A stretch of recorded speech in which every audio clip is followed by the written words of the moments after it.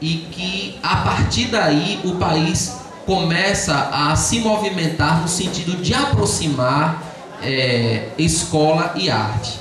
E como a gente tem dito nas outras cidades, não que essa relação não houvesse anteriormente, mas a concepção, a forma como as artes estavam presentes na escola, a gente compreende hoje que era uma forma equivocada. Bom, é possível dizer isso hoje, mas no momento em que acontecia era também importante, porque representava algum tipo de avanço. Então, o movimento da educação através da arte gera uma discussão entre os educadores brasileiros já influenciados pelas ideias de John Dewey, traduzido por Anísio Teixeira, pelas problematizações de Anísio Teixeira em torno da escola pública, da importância da escola pública como esse espaço de promoção de democracia, e isso muito pautado na experiência estética, porque a arte traz um elemento fundamental para a questão do processo democrático, que ela opera diretamente com a questão da transformação, com a questão da criatividade. E a gente não pode pensar os processos democráticos sem pensarmos em transformação.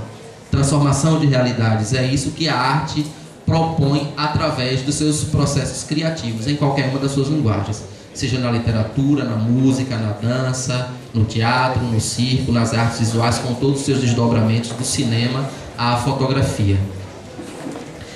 Bem, então, entre os anos 50 e 80, existe uma movimentação no sentido de garantir uma obrigatoriedade da cultura artística dentro da escola.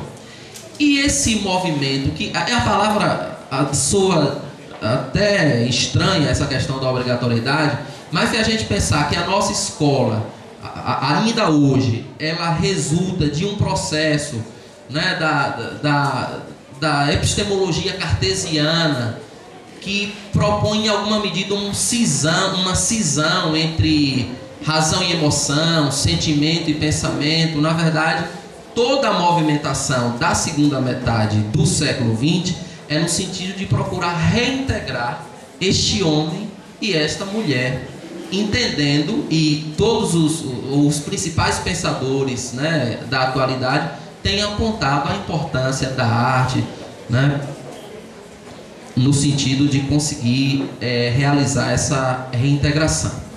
Então, o movimento de arte e educação, a nomenclatura como nós conhecemos, arte-educação, ela nasce no final da década de 70, quando os educadores de várias partes do Brasil estavam realmente preocupados com os resultados infelizes da Lei 5692 de 71, que é uma lei que surge num contexto de desenvolvimento, de industrialização, e que talvez por isso resulte numa lei também mais tecnicista.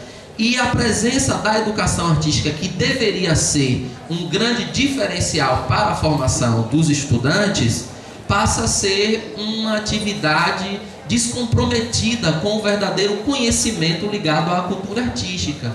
Os professores não estavam preparados para atuar na área, então esse trabalho acontecia de qualquer forma, e passou a acontecer uma coisa muito curiosa, que era um tipo de arte que só se fazia na escola. Era uma arte que só se fazia na escola e não havia um diálogo com uma produção artística que está inserida no contexto cultural, regional, nacional, internacional, como elemento da cultura, como área de conhecimento que os nossos estudantes têm direito a ter acesso nas mais variadas áreas, né? No cinema, na pintura, na fotografia, na dramaturgia, enfim. Então, essa nomenclatura arte-educação, ela é uma resposta, né, dos educadores brasileiros, no sentido de problematizar a importância da arte nos contextos educacionais. Só que entre o final dos anos 70 e início dos anos 90, muitas mudanças aconteceram na forma de pensar essa arte na escola. E a nomenclatura mais usual passou a ser ensino de arte, com a Lei 9394 de 20 de dezembro de 1996. Mas o termo arte e educação é tão forte que ele acabou virando um campo epistemológico do ensino das artes. Então é um consenso que a gente utilize a nomenclatura arte e educação para falar da sistematização do conhecimento ligado ao ensino de arte. E essa é uma tendência